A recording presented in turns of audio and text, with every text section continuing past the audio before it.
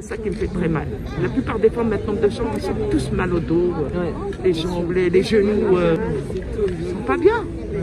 Et en plus, on est malade. Oui, c'est ça, c'est très dur. Ben, elle les connaît, elle est gouvernante, elle sait ce que c'est. Moi, j'ai eu 5 opérations. 5 opérations. Le problème, c'est que c'est sur Twitter et moi, je voudrais le partager. C'est ça. Mais il faut aller travailler. Mais moi, je vous dirais une chose aussi. C'est que nous, avant qu'elle rentre la syndicat chez nous, les femmes de chambre, avant, c'était les internes, là, chez les gens classe, ils se prennent pour des dieux, je sais pas quoi. Bonjour.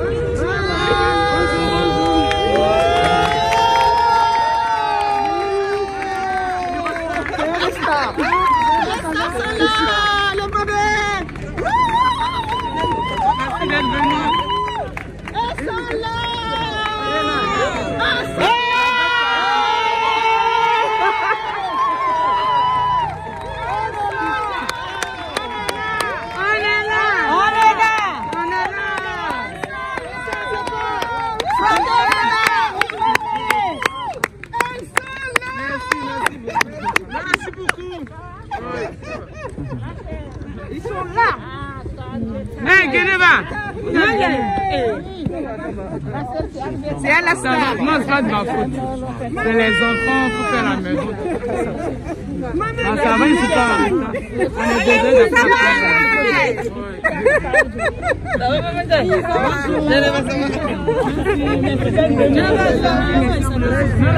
La vie est pas mal de pourtant. Super, hein. C'est sympa. Hein. C'est très très gentil ça. Vraiment génial. Super.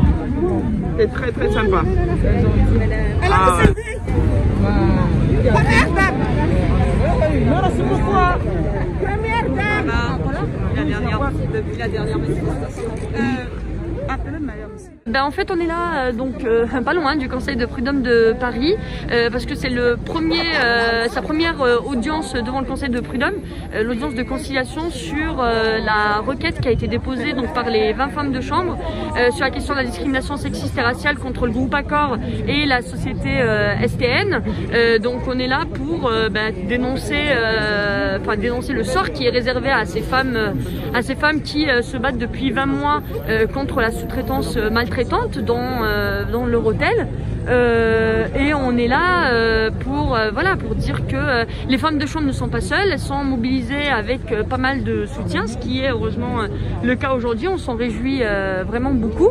Et pour dire que ce débat-là que dénoncent les femmes de chambre depuis 20 mois ne doit pas rester dans les frontières de l'hôtel Ibis des Batignolles, mais doit être porté plus largement parce que pour nous c'est quand même un débat de société, c'est quand même ce qu'elles dénoncent, c'est pas des simples faits, j'ai envie de dire, marginaux, c'est des faits de société que vivent des centaines, des dizaines de milliers de femmes de chambre. Je rappelle quand même que les salariés du nettoyage en France comptent quand même à peu près 500 000 salariés partout en France et au moins 200 000 en Île-de-France. Donc voilà, c'est quand même une situation assez gravissime ce que subissent les salariés du nettoyage et notamment du nettoyage hôtelier. Et donc c'est pour ça qu'on est là aujourd'hui, pour dire qu'on n'est pas prêt de lâcher le combat et qu'on continuera jusqu'au bout. Bonjour. Alors, vous êtes devant les prud'hommes de Paris aujourd'hui. Oui. Alors, qu'est-ce qui va se passer? Mais nous sommes venus aujourd'hui parce qu'on avait eu le prud'homme qu'on avait perdu. Donc, les syndicats, finalement, on a fait appel avec les syndicats parce qu'on n'était pas d'accord pour la décision de ce que les prud'hommes nous ont dit. Tout ce qu'on avait demandé, ils ont tout rejeté. Donc, on a fait appel. Donc, voilà. Alors, ça fait 20 mois que vous êtes en grève, hein, oui. Les femmes de l'hôtel Ibis. 21 mois. Oui. Est-ce que vous pouvez nous rappeler un peu cette lutte et pourquoi vous vous êtes mis en grève? Mais en fait, on s'est mis en grève par rapport aux conditions de notre travail dans l'hôtel. Parce qu'avec la sous-traitance, c'est la maltraitance. Donc aujourd'hui, nous on s'est mis en grève depuis le 17 juillet 2019 pour pouvoir sortir du silence, pour revendiquer nos droits. Et on demande au groupe Accor de nous baisser la cadence. On demande au groupe Accor de nous donner des primes de panier. On demande au groupe Accor de nous changer la qualification. On demande au groupe Accor de nous donner, de nous internaliser. Parce que avec la sous-traitance, c'est vraiment la fatigue. Donc aujourd'hui, nous demandons au groupe Accord, à Sébastien Bazin, qu'il est temps d'internaliser les femmes de chambre du groupe Accord, de l'hôtel Ibis Les Batignolles. Parce que quand même, ça fait 4 sous-traitances que nous avons connues et c'est le même système. Voilà, c'est le même système, les harcèlements moraux, les harcèlements sexuels.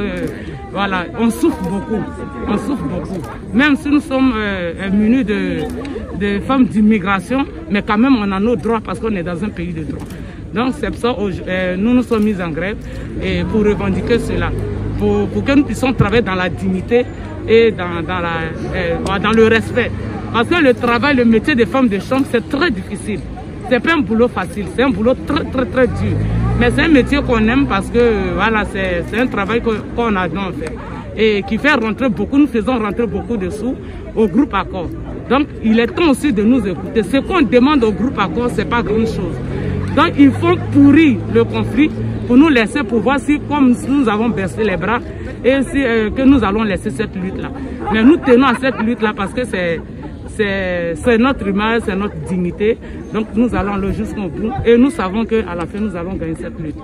Alors comment vous avez fait pour tenir pendant ces 20 mois? Parce que c'est pas facile, 21 mois, pardon, 21 mois.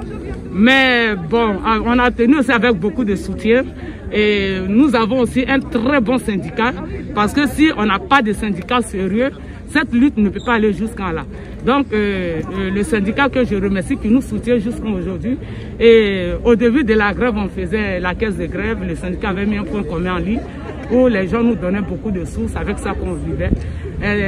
Aujourd'hui, nous sommes en chômage partiel, vu qu'il y a le Covid-19. Donc le SN nous a mis en chômage partiel. Mais quand même, malgré que nous sommes en chômage partiel, nous faisons nos actions, nous sentons, nous disons au groupe Accord de ne pas oublier, même si nous sommes en chômage partiel, nous n'avons pas abandonné la lutte. Parce que voilà, on ne peut pas abandonner une lutte comme ça facilement. Et alors vous dites que vous avez beaucoup de soutien, ça fait quoi d'avoir tous ces soutiens autour de vous? Mais beaucoup de soutien, ça fait plaisir parce que sans soutien, on ne peut pas lutter. Sans soutien, on n'est rien du tout.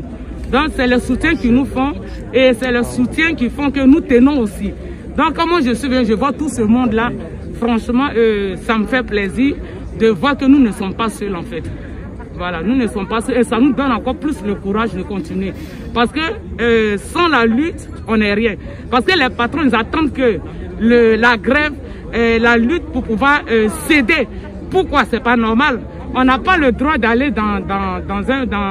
je peux dire dans une guerre avec le patron, dans une grève pour pouvoir obtenir ce qui est légal pour nous. Donc c'est comme ça qu'ils comprennent le système. Tant que tu ne te mets pas en grève pour revendiquer, ils ne comprennent pas.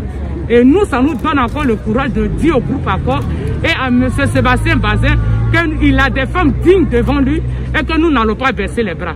Et nous allons aller jusqu'au bout avec lui pour pouvoir nous donner de meilleures conditions de travail dans l'établissement de l'hôtel Ibis Les Batignolles.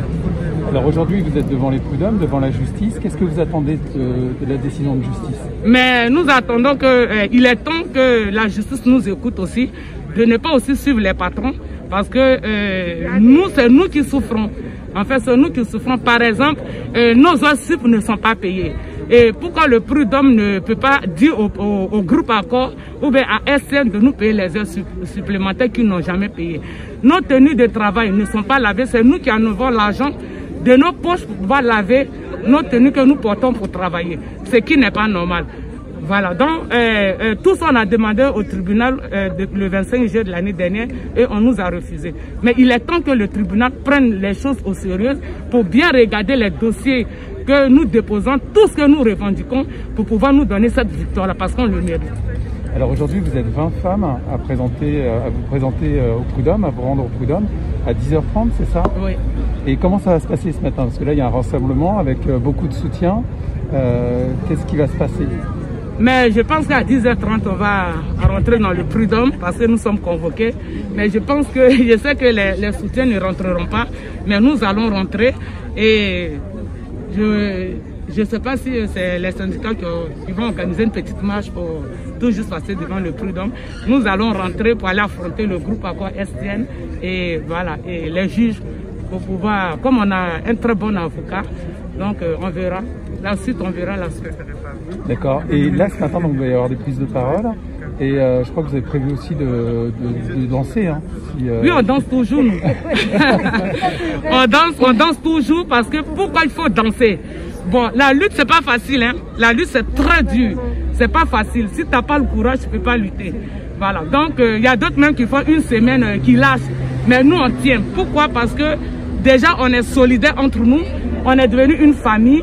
Et c'est avec cette danse-là, comme je dis, c'est pas parce qu'on danse et que voilà, ça nous fait plaisir, parce que on est en joie, non. C'est une façon de crier nos ras-le-bol. Et c'est dans les danses, c'est-à-dire quand tu as le stress, il faut aller faire du sport. Mais nous, c'est dans la danse que, voilà, c'est dans la danse, dans les chants, et que voilà, on montre que nous sommes bien. Et que voilà, cette lutte-là, et quand on danse, on sait que quand le groupe Accord nous voit comme ça, il nous dit, mais ces femmes, elles sont jamais fatiguées. Oui, nous ne sommes pas fatigués parce que notre lutte, elle est noble. Voilà, donc nous sommes là et on va danser jusqu'à la victoire, on dansera. Et qu'est-ce que vous dites à toutes les personnes qui nous regardent là en direct? On est en direct sur l'Humanité. Qu'est-ce que vous avez envie de leur dire à toutes les personnes qui vous soutiennent, qui vous regardent en ce moment? Mais ce que j'aimerais dire, je dirais, j'aimerais que toute la France sorte. Parce que vers moi, c'est symbolique, c'est pas facile. Donc il faut que tout le monde, c'est-à-dire il est temps que la France sorte pour pouvoir venir vers nous pour dire au groupe Accord stop. Et que ça suffit, et que vous n'allez pas maltraiter des femmes comme ça pendant plus de 21 jours. Et qu'il est temps qu'on nous trouve des solutions. Parce que quand même, on a plus de vie de famille en fait. C'est vrai, on est en chômage partiel, mais on va dans les hôtels, on va faire des actions pour rappeler au groupe Accord qu'on a un conflit. Donc il est temps que les gens disent à Sébastien Bazin, c'est bon, ça suffit, et que c'est-à-dire les revendications des femmes de chambre, il est temps qu'on nous les donne. Donc vraiment, on a besoin de tout le monde. On a besoin de tout soutien. On a besoin de tout le monde. Et qu'il est temps que Madame la maire Anne Hidalgo nous contacte aussi. Parce qu'elle sait que notre lutte existe. Et parce que c'est médiatisé. Ce n'est pas une lutte qui est cachée. Donc Madame la maire de Paris, il faut qu'elle sorte pour nous contacter. Même le ministre du Travail. Parce que ça fait honte qu'il ne s'intéresse pas à notre lutte en fait. Donc on s'est dit, c'est vrai, on a un bon syndicat, mais le gouvernement connaît quand même notre lutte. Donc il est temps de dire à Sébastien Bazin, il est temps, on ne lui demande pas 500 € par mois si chaque salarié. On ne lui demande pas 200 € par mois si chaque salarié. Donc il est temps de nous baisser la cadence. Voilà, ce qu'on demande, il est temps de nous donner. Sinon, s'ils veulent, on peut arriver jusqu'à 3 ans, nous, ça ne nous dérange pas. Le cadence de travail. Alors, une question sur les cadences de travail, justement, que vous dénoncez. Mais les cadences de travail à l'hôtel, ça fait 3 chambres et demie de l'heure. Donc, c'est-à-dire on fait 17 minutes dans une chambre de l'hôtel. Donc, c'est trop pour nous. Donc, on demande qu'ils nous baissent la cadence, surtout la cadence, et qu'ils nous changent la qualification. Donc, merci beaucoup. Merci, on va vous laisser. Merci beaucoup.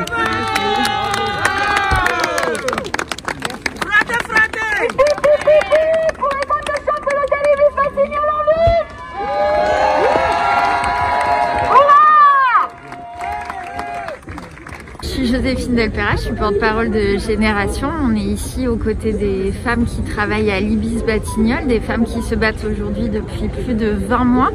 20 mois contre la surexploitation de leurs conditions de travail. Vous savez qu'ici, malheureusement, la pratique courante, c'est le travail dissimulé. Ces femmes, elles sont payées à la chambre et non pas, comme tout le monde, à l'heure travaillée. L'Ibis-Batignolles, comme tous les hôtels, tous les groupes hôteliers ont été largement indemnisés suite à la crise sanitaire. Ils ont touché beaucoup de dividendes qu'ils ont été capables de répartir. Et pourtant, ces femmes, depuis plus de 20 mois, elles crient dans le désert. Elles sont fortes, elles sont fières, elles sont en colère à juste titre. Et aujourd'hui, on est à leur côté pour les soutenir et rappeler au groupe Ibis ses responsabilités et de réelles conditions de travail pour les sortir de la précarisation perpétuelle. Aujourd'hui, on est ici avec Génération pour soutenir cette bataille qui dure maintenant depuis plus de 20 mois, parce qu'on est vraiment sur une lutte qui symbolise ce qu'est la société capitaliste aujourd'hui, c'est-à-dire l'exploitation de travailleuses par un groupe hôtelier Accor, qui est quand même le 6e groupe mondial en termes de chiffre d'affaires, et qui exploite ces gens-là, qui pratiquent une sous-traitance, qui engendre des maladies, qui engendre une baisse des salaires, des heures supplémentaires non payées. On est quand même sur une commande qui est faite de 17 minutes pour nettoyer une chambre, ce qui est absolument inacceptable. Aujourd'hui, il faut que le groupe Accor il entende les revendications de ces femmes qui se mobilisent depuis des mois et des mois.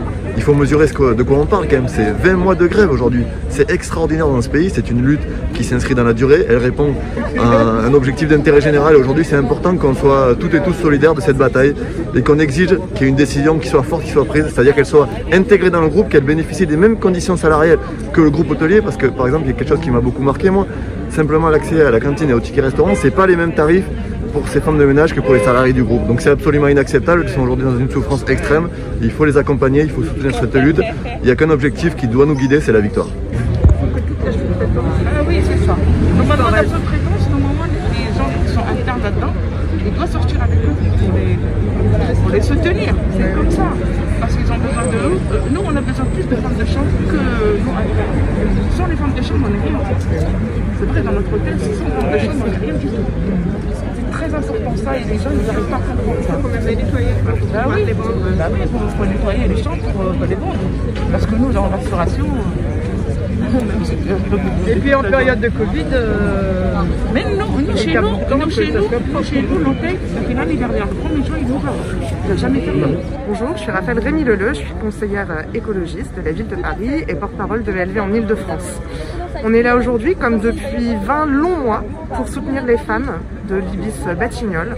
Ces femmes sont en grève, soutenues par leur syndicat, qui est la CGT, pour lutter contre les conditions de travail précaires qu'elles subissent et pire encore, pour lutter contre l'exploitation et véritablement les violences économiques qu'elles subissent, que ce soit le harcèlement, le flicage par la hiérarchie ou le temps partiel subi, le fait d'être payé aux chambres, bref, que des conditions absolument inadmissibles que la chaîne Ibis fait en sorte de passer sous le tapis en laissant toute la responsabilité à la sous-traitance de manière totalement irresponsable. Bonjour, François Véchiot, adjoint au maire du 19e arrondissement de Paris, donc cet arrondissement tout à fait proche de ce conseil des prud'hommes du 10e. Je suis là bien entendu pour apporter tout mon soutien aux femmes de chambre de l'hôtel Ibis Batignolles qui se battent justement et tout à fait légitimement contre cette exploitation qui leur est faite, contre cette absence de droit qui leur est faite également. Et donc on espère aujourd'hui, bien entendu, c'est la procédure de conciliation, mais on espère que